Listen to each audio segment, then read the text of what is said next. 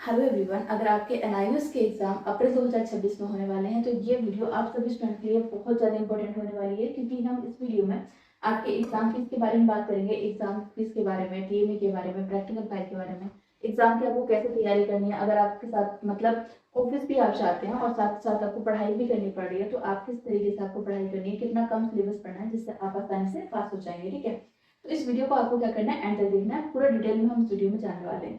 तो गाइस, सबसे पहला और इम्पोर्टेंट काम है अपनी एग्जाम फीस पे कर देना। गलती से भी एग्जाम फीस मत छोड़ना। काफी बच्चों को क्या लगता है कि हमने एडमिशन टाइम पे जो फीस पे की थी वही हमारी एग्जाम फीस होती है, लेकिन ऐसा नहीं है। वो उस टाइम पर आपकी एडमिशन फीस थी जो आपने पे की थी, अभी आपको अपनी एग्जाम फीस पे करनी है। ठीक है, अगर गाइस आप एग्जाम फीस नहीं पे करते हैं और आपकी एग्जाम की चाहे कितनी भी अच्छी तैयारी की ना हो, आप फेल हो सकते हैं, क्योंकि आपका जो हॉल टिकट है वो जनरेट नहीं होगा। वो तभी होगा जब आप अपनी एग्जाम फीस पे करेंगे। एग्जाम फीस की अगर हम बात करें तो इसकी जो क्या एग्जाम फीस होती है, तो 300 पर सब्जेक्ट आपकी रहती है थ्योरी की फीस, एंड 150 पर सब्जेक्ट आपकी प्रैक्टिकल की फीस रहती है। बाकी आपकी 70 रुपीज अराउंड इसकी प्रोसेस फीस लग जाती है। बाकी तो 20 दिसंबर, ठीक है, 20 दिसंबर लास्ट डेट है गाइस। इससे पहले पहले अपनी एग्जाम फीस पे कर देना। लास्ट डेट का वेट मत करना कि हाँ 20 दिसंबर लास्ट डेट तो तभी पे करेंगे।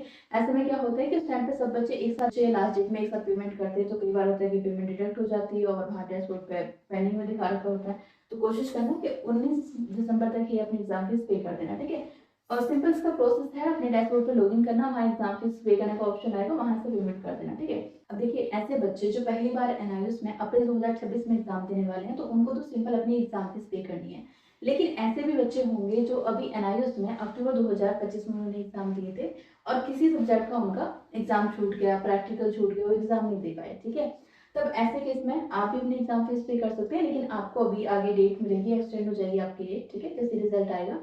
लेकिन यहाँ पर ऐसे काफी बच्चे होते हैं जिन्होंने 2024 में एडमिशन कराया था। ऐसे बच्चे जिन्होंने क्या किया था, अपना एडमिशन पहले करा लिया था, क्योंकि एक एडमिशन आपका 5 साल तक वैलिड रहता है। तो एडमिशन आपने करा लिया था बट आपने एग्जाम फीस नहीं पे की थी। ठीक है, और आपने पीसीबी क्लासेस भी नहीं ली थी, एंड आपके प्रैक्टिकल सब्जेक्ट हैं। अब कुछ बच्चे क्या करेंगे कि अब सिंपल सिंपल जाएंगे, डैशबोर्ड पे एग्जाम फीस का ऑप्शन आ रहा होगा, एग्जाम फीस पे कर देंगे। लेकिन यहाँ पर भी क्या हो जाएगा, आपके प्रैक्टिकल के हाफ मार्क्स डिडक्ट हो जाएंगे। आपको ऐसे में क्या करना है, सिर्फ एग्जाम फीस नहीं पे करनी है, वही डैशबोर्ड का ऑप्शन आएगा, एफए की फीस आपको पे करनी है, फॉर्मेटिव असेसमेंट की फीस आपको क्या करनी होगी, पे करनी होगी। ठीक है, वो जरूर पे कर देना, वरना पीसीबी क्लासेस के मार्क्स डिडक्ट हो जाएंगे। ठीक है, उसके बाद गाइस दूसरा इंपॉर्टेंट काम है आपको अपने असाइनमेंट सबमिट करने हैं। देखिए, काफी स्टूडेंट को क्या लगता है कि असाइनमेंट जो है वो कंपलसरी तो है नहीं। ठीक है, ऑप्शनल है, आपकी मर्जी है, आप असाइनमेंट सबमिट करो, इसकी वजह से आपको फेल नहीं करेंगे, लेकिन ये आपको फेल होने से बचा लेता है। ये आपको जानना जरूरी है, क्योंकि आपका एक सब्जेक्ट, एग्जाम्पल से मैं आपको बता देती हूँ। देखिए, यहाँ पर अगर हम बात करें, आपका सब्जेक्ट है हिंदी। ठीक है, आपका सब्जेक्ट है हिंदी, और इस सब्जेक्ट के अंदर आपका जो थ्योरी सब्जेक्ट होता है, थ्योरी जो होती है, इस सब्जेक्ट की जो थ्योरी होती है वो आपकी 100 मार्क्स की होती है। ठीक है, 100 का 20 मार्क्स जो होता है, 20%, 100 का 20% जो अगर हम बात करें, 100 का 20% अगर हम निकालें तो आपका 20 मार्क्स जो है वो टीएमए के होते हैं, एंड बाकी के बचे हुए मार्क्स आपके क्या होते हैं, 80 मार्क्स की आपकी फाइनल थ्योरी आती है। ठीक है, अब ऐसे में मान लो कि आपके जो एक सब्जेक्ट है उसमें 27 मार्क्स मिनिमम है पास होने के लिए। ठीक है, थ्योरी में, हिंदी सब्जेक्ट में 27 मार्क्स आपको लाने ही है थ्योरी में पास होने के लिए। 3 मार्क्स लाने मिनिमम है, इस पे आपको पास किया जाएगा। एनआईएस के एक सब्जेक्ट के पासिंग मार्क्स होते हैं 33, बट इसमें भी एक कंडीशन है कि हिंदी में आपको 27 मार्क्स आपको कम से कम लाने हैं थ्योरी में।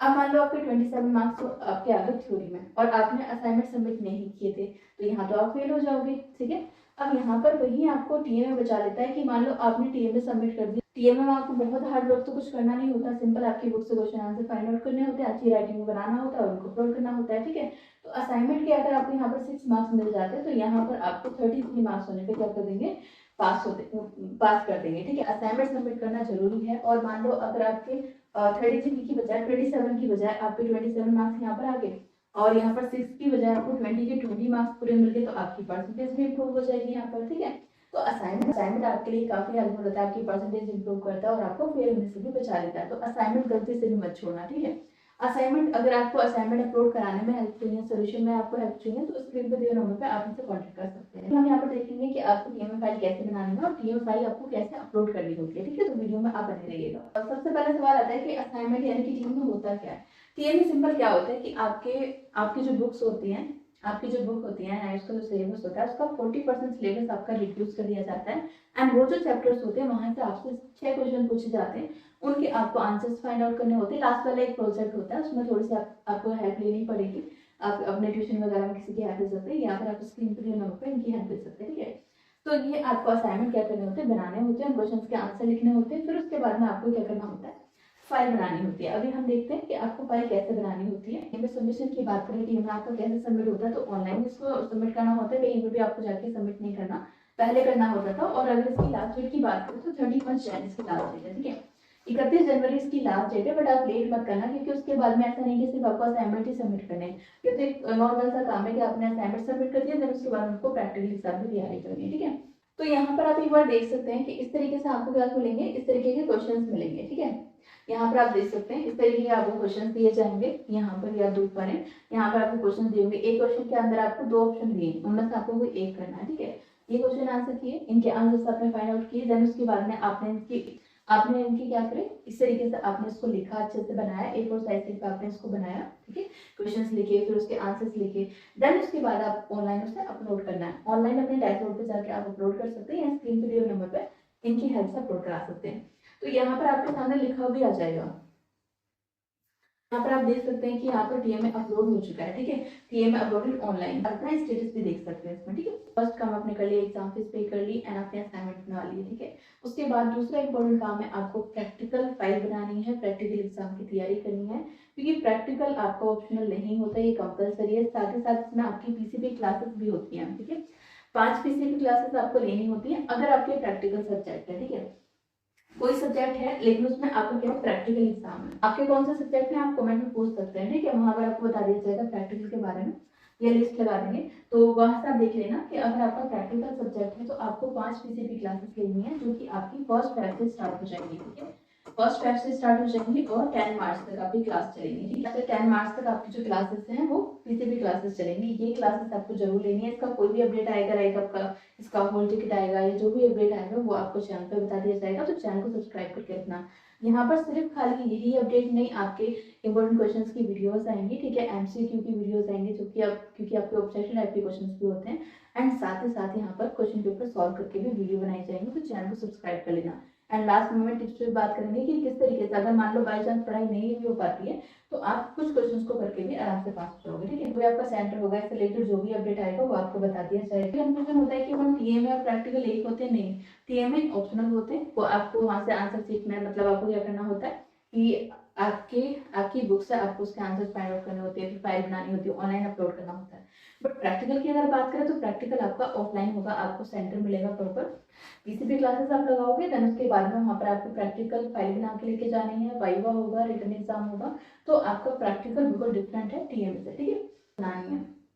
अब अगर बात करें प्रैक्टिकल फाइल कैसे बनानी है, तो आप यहाँ पर देख सकते हैं इस तरीके से आपको प्रैक्टिकल फाइल बनानी है। इस तरीके की आपको एक प्रैक्टिकल फाइल लेनी है, यहाँ पर आप देख सकते हैं। अगर पेंटिंग है तो आपको पोर्टफोलियो बनाना होता है, ठीक है, आपको इस तरीके से बनाना है, ठीक है। और आपके प्रैक्टिकल फाइल के लिए आपको नॉर्मल से एक प्रैक्टिकल फाइल मार्केट से ले लेनी है, और उसमें आपको क्या करना है, इस साइड में आपको लाइनिंग वाली जो साइड है इसमें आपको क्या करना है, एक्टिविटी लिखनी है, ठीक है। और उसके बाद में यहाँ पर इससे रिलेटेड कोई भी पिक्चर है तो वो आपको क्या करनी है, ड्रॉ करनी है कुछ इस तरीके से, ठीक है। ये में और प्रैक्टिकल के लिए आप स्क्रीन पे दिए नंबर पर इनसे कॉन्टैक्ट भी कर सकते हैं, ठीक है।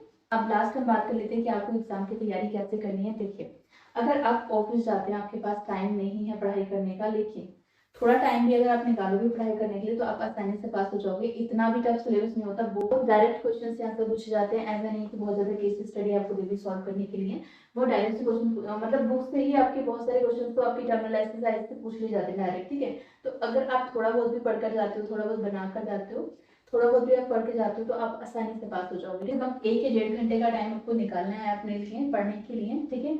इतना कम से कम टाइम आप निकाल सकते हो किसी भी टाइम, जब भी आपको टाइम मिला है। ना उसमें ऐसा नहीं होता कि आपको क्लासेस लगाने जाना पड़ा है, या फिर आपकी ये टाइम है आपको उस टाइम पे पढ़ना है, नहीं। आप अपनी मर्जी से आप अपना जो टाइम टेबल है उसको मैनेज कर सकते हो कि किस टाइम पे मुझे टाइम मिला और किस टाइम पे मेरा पढ़ाई करने का मन करता है, ठीक है। तो आपके एग्जाम अप्रैल 2026 में होंगे। अगर अभी से भी आपने 1 घंटा अपने जो टॉपिक्स है उनको पढ़ना स्टार्ट कर दिया, तो आप आसानी से पास हो जाएंगे। आपको प्रीवियस ईयर के क्वेश्चन पेपर देखने हैं, इनके सॉल्यूशन की वीडियो चैनल पर आएंगी, इंपोर्टेंट क्वेश्चंस की वीडियोस आएंगी, आप उनको पढ़ लेना। और साथ ही साथ इंपोर्टेंट चैप्टर्स बता दिए जाएंगे यहाँ पर, और आपको कौन कौन से टॉपिक्स पढ़ने हैं अगर आप चाहते हो तो यहाँ पर आपको टॉपिक्स भी बता दिए जाएंगे, उनको आप पढ़ लेना, आसानी से पास हो जाओगे। लेकिन जो टॉपिक्स आपको बताए जाएंगे उनको क्या करना है, आपको समझ के पढ़ना है, ठीक है। अगर आपको टॉपिक समझ में आ गया और वहाँ क्वेश्चन पेपर में आपको क्वेश्चन थोड़ा घुमा फिरा के पूछ लिया, ठीक है, अगर मान लो आपका एक सब्जेक्ट है इकोनॉमिक्स, ठीक है, उसमें आपसे नेशनल इनकम पूछ लिया जाए। अब अगर आपको नेशनल इनकम के बारे में ही नहीं पता, ठीक है, तो आप बना भी नहीं पाओगे। कुछ क्वेश्चन के आंसर बना भी तभी पाओगे जब आपका कॉन्सेप्ट क्लियर होगा। मतलब जो टॉपिक्स हैं आप अभी से बस पढ़ना स्टार्ट कर दो, अभी आपको कुछ लर्न नहीं करना है। ये चीज़ मैं आपको यहाँ पे बता रही हूँ ना कि आपके जो टॉपिक्स है, जो इंपॉर्टेंट टॉपिक है, लाइक आपके प्रीवियस ईयर के क्वेश्चन में जो रिपीटेड क्वेश्चन है, जो यहाँ इंपॉर्टेंट क्वेश्चन बताए जाएंगे, इंपॉर्टेंट क्वेश्चन को रटो मत, ठीक है, उनको समझ लो, ठीक है। उनको अगर आपने समझ लिया तो आप आंसर को बनाकर आ सकते हो। तो ऑफलाइन में जो यहाँ पर मेरे स्टूडेंट हैं उनको मैंने ये सेम चीज़ यहाँ पर करवाई थी कि आपके जो उन्होंने इंपॉर्टेंट टॉपिक्स दे दिए एंड वहाँ पर उनको समझा दिया कि ठीक है आपको ये चीज़ समझ में आ गई, एंड वो इंग्लिश में नहीं भी बनाकर आ पाए ना तो वो हिंदी में बनाकर आ गए और आराम से वो पास भी हो गए। ऑफलाइन में क्या होता है कि यहाँ पर बच्चे डायरेक्टली आके मुझसे सवाल कर लेते हैं, कुछ पूछ लेते हैं, लेकिन यहाँ क्या होता है कि बहुत सारे स्टूडेंट होते हैं, तो आपसे बात करने का एक ही तरीका है। आपसे बात करने का एक तरीका है कि मैं वीडियो में सभी बच्चों को बता दूं कि यहाँ पे एक दो बच्चे नहीं होते, यहाँ पर काफी स्टूडेंट होते हैं, सबकी सेम क्वेरी होती है, ठीक है। तो यहाँ पर आप क्या कर सकते हैं, कमेंट में जरूर अपने क्वेश्चन पूछना, जरूर बताना वहाँ पर कौन से सब्जेक्ट में प्रॉब्लम आ रही है, कौन से टॉपिक में प्रॉब्लम आ रही है, इंग्लिश बनाने में प्रॉब्लम आती है, क्या क्या प्रॉब्लम आपको फेस करनी पड़ती है एनआईओएस के अंदर। प्लीज आपसे एक रिक्वेस्ट है, कमेंट सेक्शन में जरूर लिखना वहाँ पर आपकी जो भी प्रॉब्लम है उसका सोल्यूशन फिर मैं यहाँ आपको वीडियो में बताऊंगी, ठीक है। उसके अकॉर्डिंग ही आपके इंपॉर्टेंट क्वेश्चन की वीडियोस एंड सोल्व पेपर की वीडियोस उसके अकॉर्डिंग यहाँ पर चैनल पे आ जाएंगी। ऑनलाइन क्लासेस ज्वाइन करना चाहते तो प्ले स्टोर से हमारा ऐप डाउनलोड कर सकते हैं, कौशल क्लासेस जो रिव्यू है उनको पढ़ सकते हैं, उसके बाद आप अपनी क्लास ज्वाइन कर सकते हैं, ठीक है।